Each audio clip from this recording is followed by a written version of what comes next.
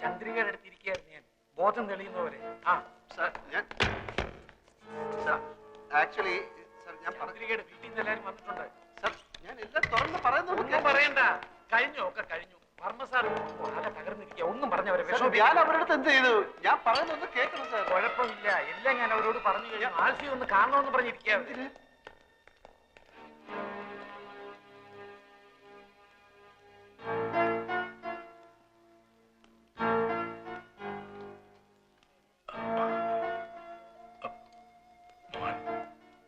ക്ഷമിക്കണം, ഞാൻ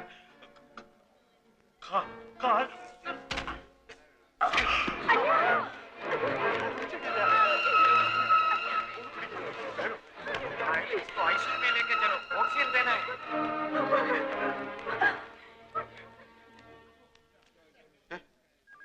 ഇരവി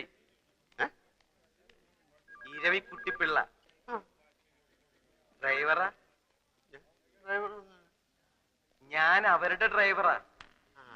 ഞാൻ അക്കൗണ്ടന്റാ, ശങ്കരക്കുറുപ്പ്. എനിക്കൊരു കാര്യം പറയാനുണ്ട്. ഹെൽമെറ്റ്. Thank you. ആൽഫി വിളിക്കണു. ആൽഫിക്ക് ചന്ദ്രിയെ കാണാം, ഇപ്പൊ കാണാം. എനിക്ക് വെയിറ്റ് എ മിനിറ്റ്. ഇവരുടെ കല്യാണം കഴിഞ്ഞാണോ? കല്യാണം 14-ാം തീയതി പറഞ്ഞേ. ഇന്ന് തീയതി 18 ആയില്ലേ? അപ്പൊ കഴിഞ്ഞു കാണും. എന്നാ കഴിഞ്ഞു. ഹസ്ബൻഡ് എന്നുള്ള കോളത്തിൽ ആ ഓപ്പറേഷൻ തിയേറ്ററിൽ ഒപ്പിട്ടിരിക്കുന്നത്. ആ ഇനിയിപ്പോ ഒന്നും ചിന്തിക്കാനില്ല. ചന്ദ്രകുഞ്ഞിന്റെ കാര്യം അല്ല, ഒന്നും ചന്ദ്രകുഞ്ഞ് പറയാറായിട്ടില്ല. കൈയും കാലും ഒക്കെ തളർന്നിരിക്കുക. എന്റെ ഭഗവതി, കോടിക്കണക്കിന് സ്വത്തിന്റെ ഒരേ ഒരു അവകാശിയാ. അത് നേരത്തെ ആലോചിക്കണമായിരുന്നു. കോട്ടപ്പുറത്ത് കോവിലകത്ത് സുഖമായിട്ട് കഴിഞ്ഞ ആ കുടുംബത്തിലെ ഒരേ ഒരു അവകാശി, അതിനെ എന്തിനാ ഇപ്പൊ ഇങ്ങോട്ട് പറഞ്ഞേച്ചത്?